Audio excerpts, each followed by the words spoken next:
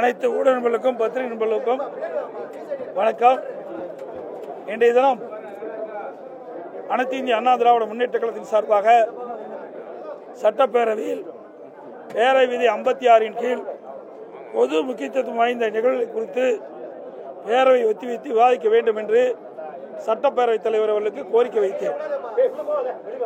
அவர் அந்த கோரிக்கையை நான் ஏற்கின்றேன்.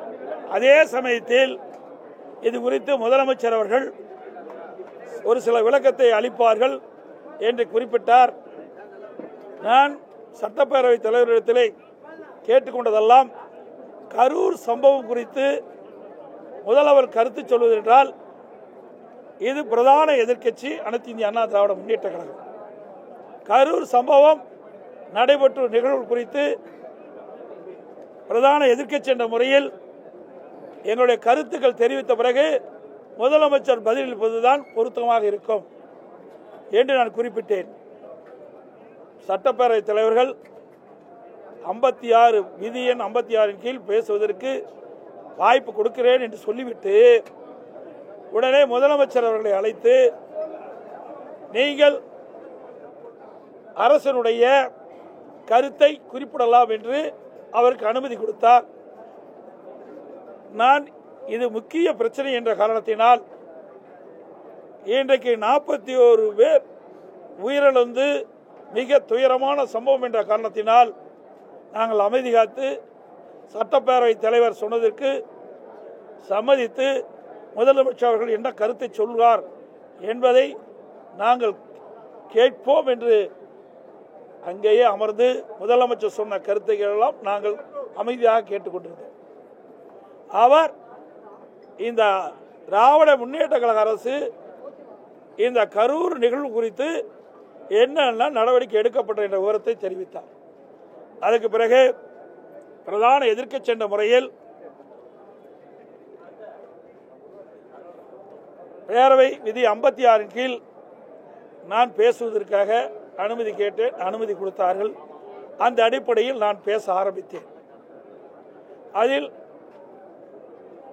27/9/2025 அன்று வேலுச்சாமிபுரத்தில் தமிழக வெற்றி கழகத்தின் தலைவர் அவர்கள் மக்கள் சந்திப்பு கூட்டம் பேசிக் கொண்டிருந்த பொழுது ஒரு 10 நிமிடத்திற்கு பேசிக் கொண்டிருந்திருப்பார். அந்த சமயத்தில் ஒரு செருப்பு வந்து விழுகிட்டது. இதெல்லாம் நான் சட்டமன்றத்தில் பேசினா அதை நீக்கி விடுவாங்க. அதனால் இங்கே மக்களுக்கு தெரிவிப்பதற்காக ஊடகத்தின் வழியாக தெரிவிப்பதற்காக தெரிவிக்கிறேன். நாங்கள் ஊடகத்தில் வந்த செய்தி தான் தெரிவிக்கிறேன். 10 நிமிஷம் தான் அதில் பேசிட்டு இருந்தார் அந்த கூட்டத்தில். உடனே ஒரு செருப்பு வந்து விழுகுது. அதை பற்றி இந்த அரசு அவருடைய கருத்து எதுவுமே சொல்லலை. அதுக்கு பிறகு கிட்டத்தட்ட அந்த கூட்ட நெரிசலில் சுமார் 41 பேர் இன்றைக்கு இறந்திருக்கின்றார்கள்.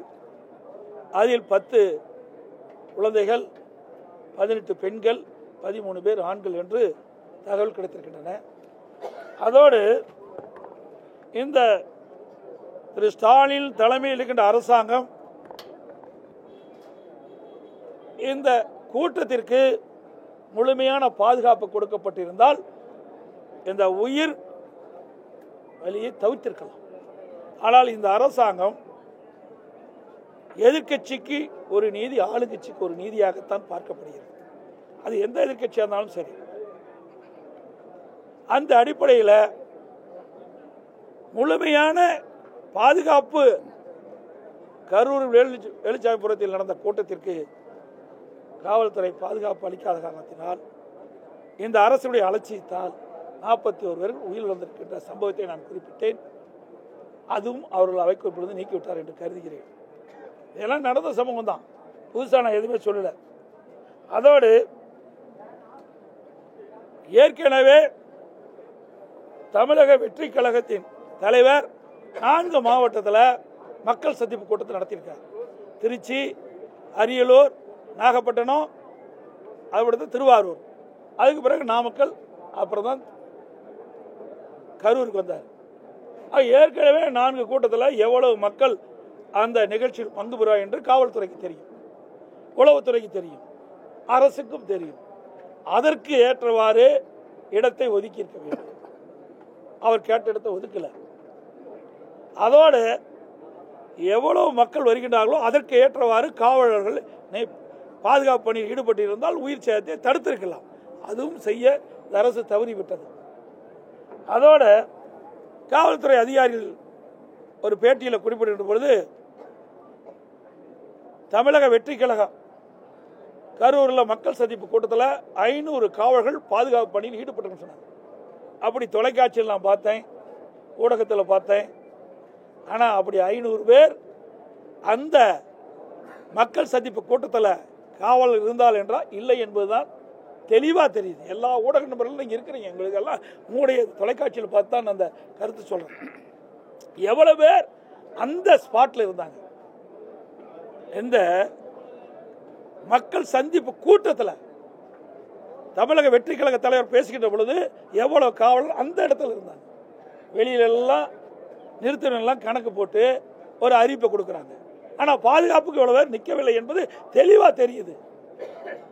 அதோட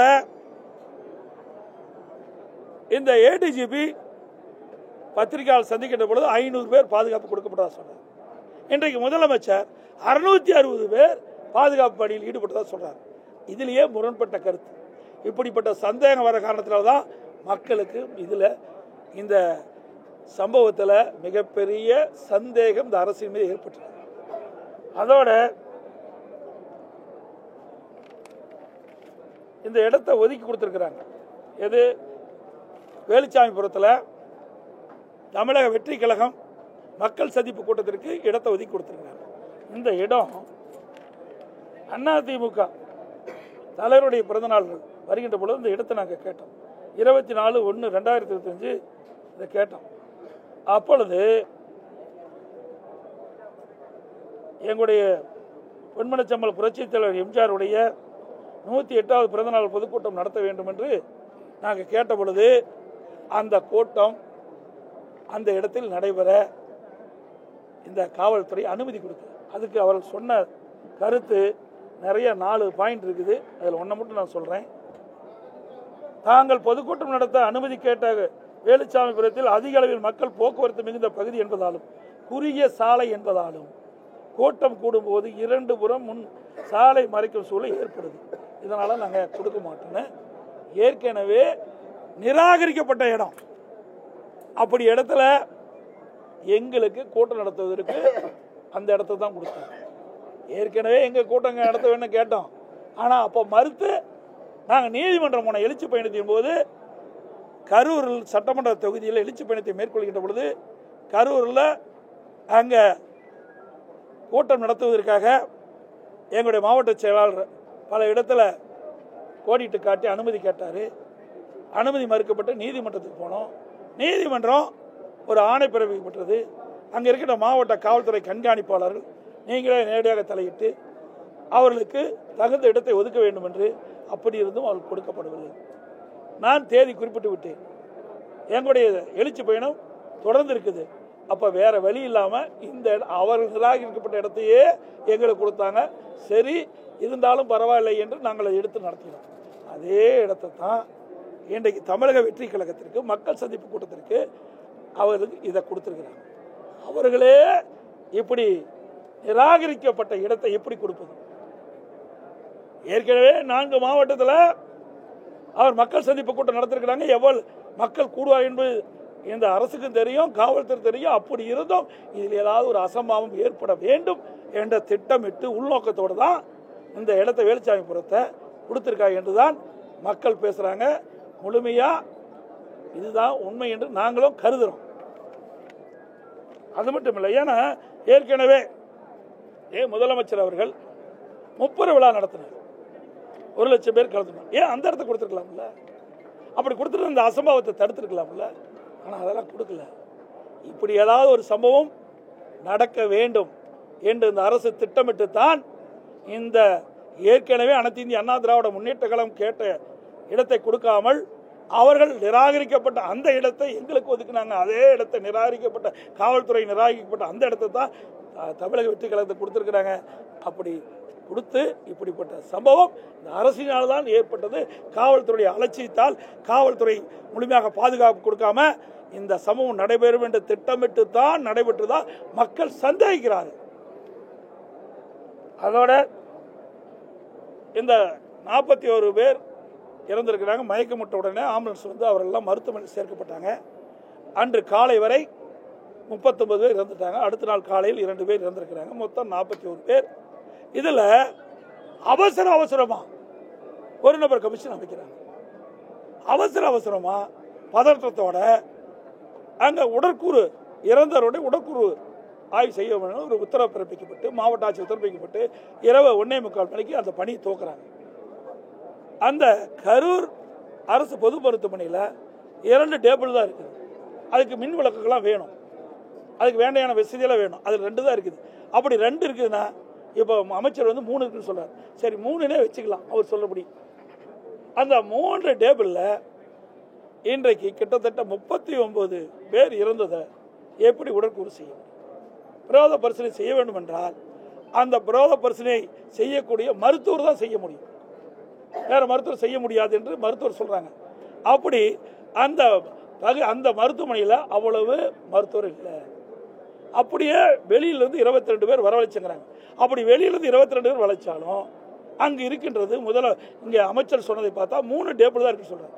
3 டேபிளில் 1:45 மணியிலிருந்து நான் 8 மணிக்கு போகும்போது 31 பேர் உடற்கூறு ஆய்வு செய்யப்பட்டு விட்டது. ஆக ஒரு உடற்கூறு ஆய்வு செய்வதென்றால் ஒரு உடலை உடற்கூறு ஆய்வு செய்வதென்றால் 1.5 மணி நேரம் வேணும். உடற்கூறு ஆய்வு செய்த பிறகு என்னென்ன காரணத்திற்காக அவர் இறந்தார் என்ற ரெக்கார்டெல்லாம் பண்ண வேணும். ஆக இப்படி இந்த செயல்பாடெல்லாம் செல்வதற்கு சுமார் 1.5 மணி நேரம் தேவைப்படுவதாக மருத்துவர் சொல்றாங்க.